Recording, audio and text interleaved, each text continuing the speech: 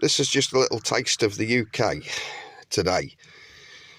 It's 2 degrees Celsius, which is around 34, 35 Fahrenheit, and that's the windshield. It's absolutely frozen over, and I can just about guarantee,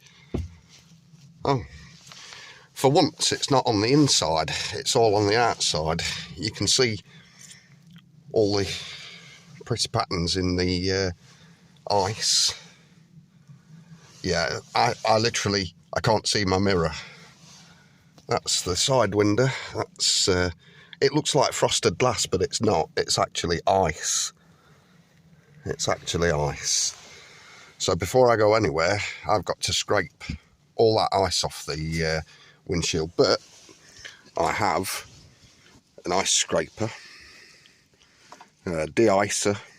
You spray that on the windshield and it melts the ice, and a squeegee just to get rid of the excess liquid on the windshield. So yeah, as you can see, the steering wheel is on the wrong side. If you were sat that side in America, that's where the steering wheel would be in America or Australia or continental Europe. But we drive on the right hand side. There's all the indicator stalks, wiper stalks, headlight stalk.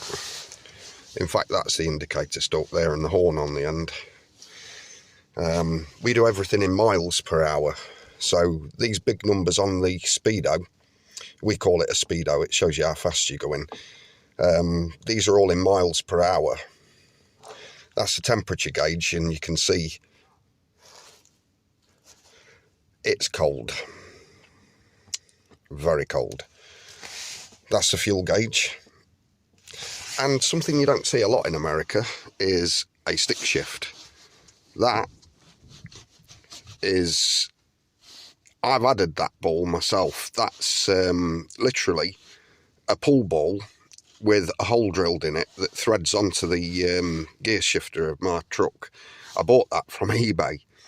Originally, there's like what we call a gear shifter knob that sits down past that little ridge there, and it's like got a sheath on it.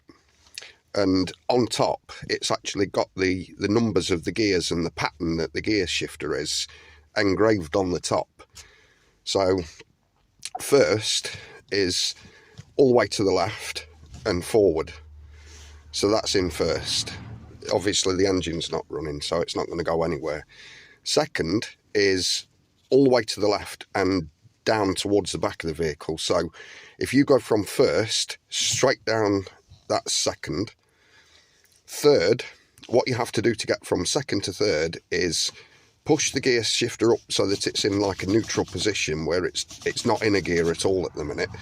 And while it's relaxed in the middle, you just push it forward, and that is third. Fourth is the opposite. So fourth, you get that gear shifter into the neutral position and just pull back towards the back of the vehicle, and that's fourth. We have fifth.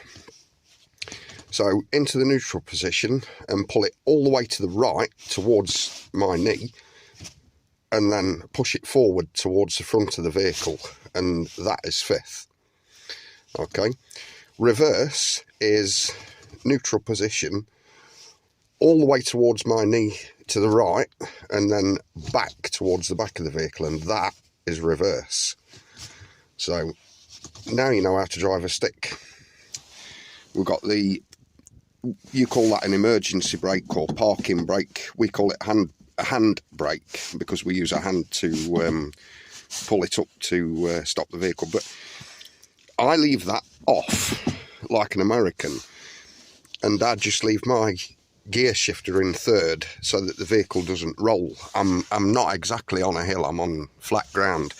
Now, the reason I leave that off is if you leave it on for an excessive amount of time, at the back wheels, it all jams up, and you have to take the back wheels off, grease everything, hit things to release it. and it's a nightmare. So yeah, down there we have 3 pedals, 1, 2 and 3. So this is your gas pedal on the right, your brake is in the middle, and then this is a clutch. So to change gear, if you were in or not in a gear, what you have to do is push the clutch all the way down, then shift to the gears, and then what you would do when you were driving is your feet would be paddling like a duck. So you'd be up on one and down on the other.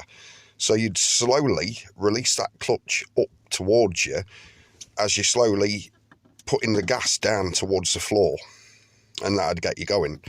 Then, say you want to move from first to second, you would, in one movement, push the clutch all the way to the floor and let go of the gas, shift into second, and then it's the same thing. You'd start adding gas down towards the floor and slowly bring that clutch up, and then you'd be in second gear. So slowing down is the opposite. What you'd do, you wouldn't use your gas pedal then. You'd be on the brake and the clutch instead for slowing down. So what you'd do, to slow down to a full stop, you'd start adding brake to slow you down.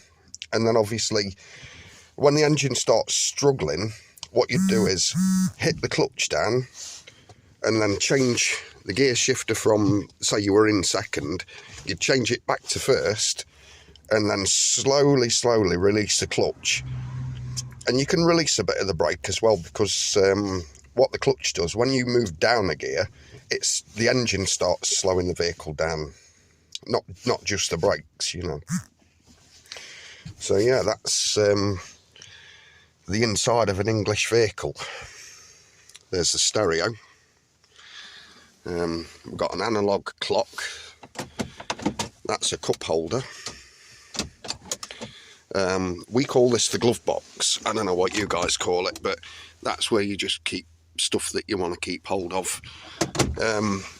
In this vehicle, I have this well, which is like another storage place, and this is like a clipboard. If you're doing deliveries or something in this vehicle, because this vehicle is a commercial vehicle, it's not just a personal pickup truck, it's a commercial vehicle. Well, it was made as a commercial vehicle, so all your dispatch notes and everything, you'd lift that clipboard and tuck them under there and just let go, and it'd hold your dispatch notes and things, pieces of paper with addresses on and things like that. You've got the heater controls, ashtray for cigarettes. That's the hazard switch. That works the hazard lights. Your heater vents. Different switches for fog lights and work lights, utility lights. This truck's a bit different. I've put that e-stop button in myself, and this button as well.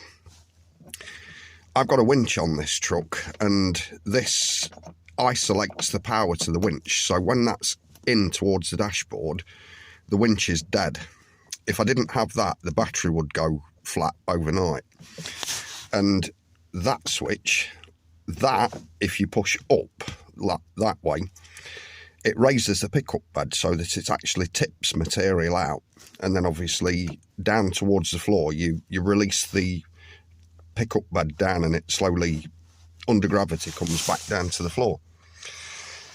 This is what you call a crew cab, so I've got an extra row of seats in the back. You can hardly see them, but there's a back door there. The front door there, I've got 2 seats on the passenger side in the front, and then my front seat, and then I've got 3 seats in the back, and then you can just about see the pickup bed there. So yeah, before I go anywhere, I've got to deal with that. See you later.